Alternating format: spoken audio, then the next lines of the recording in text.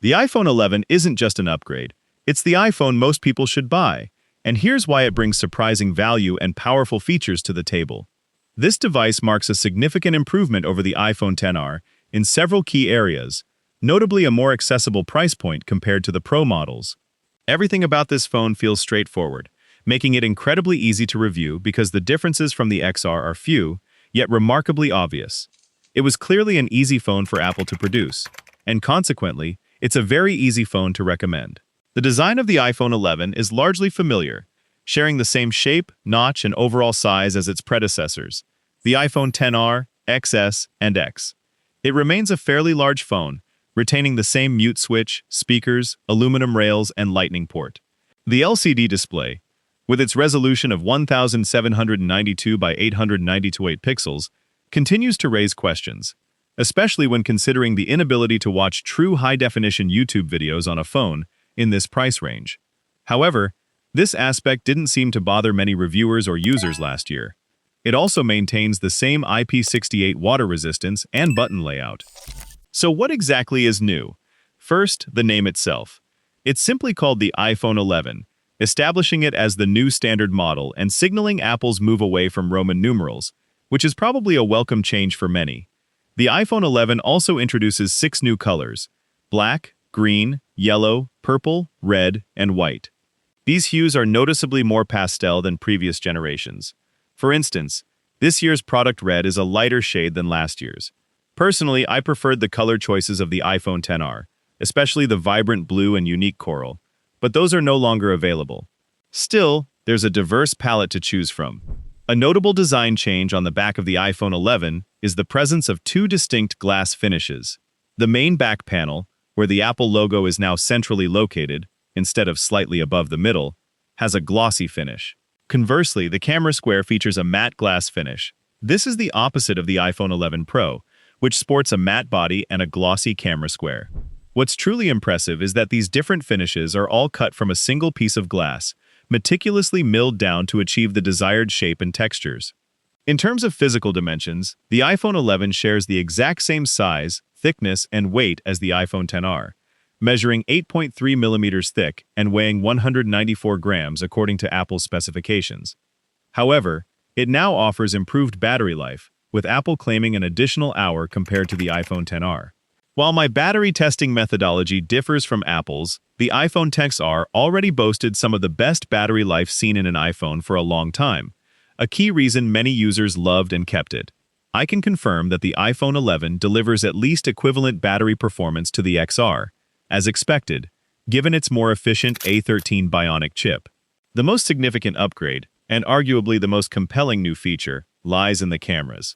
The iPhone 11 introduces a new main camera and, crucially, adds a second ultra-wide camera.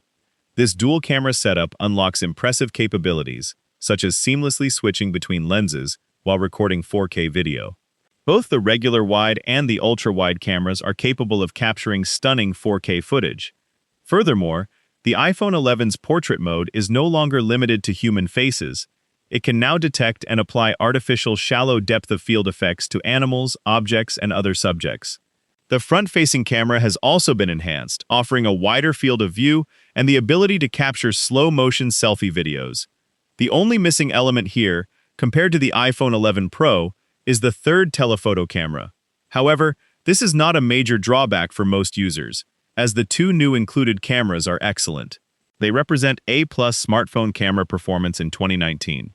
While I delve into more detail on the photo and video quality in the iPhone 11 Pro review, suffice it to say that this is arguably the best camera system available in a $700 smartphone. It's certainly competitive with, and in some aspects superior to, rivals like the Pixel 3, particularly with the inclusion of the ultra-wide lens that the Pixel 3 lacks. With the Pixel 4 potentially around the corner, a full camera comparison will be insightful, but for now, if you prioritize a great camera, the iPhone 11 delivers. Another major change is the price. The iPhone 11 now starts at $700 for the 64GB model, a price point that fits neatly within Apple's current iPhone lineup. This pricing strategy is enhanced by Apple's decision to keep the iPhone XR from last year available at a lower price, and the iPhone 8 at an even more affordable option.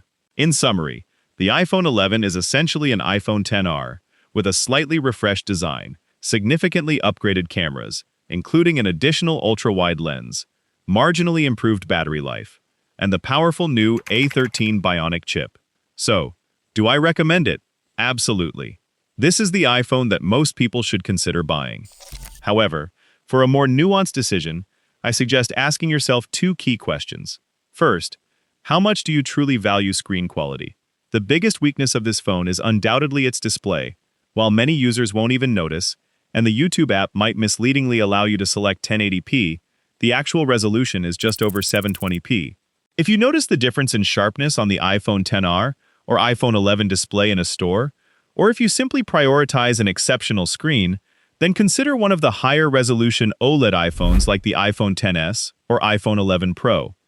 Second, consider the size. The 6.1-inch screen size of the iPhone 11 might be too large for some. If you've handled an iPhone 11 or XR and found it unwieldy, the slightly smaller, superior display of the iPhone 11 Pro might be a better, though more expensive option. Conversely, if you desire an even larger screen, the iPhone 11 Pro Max is available.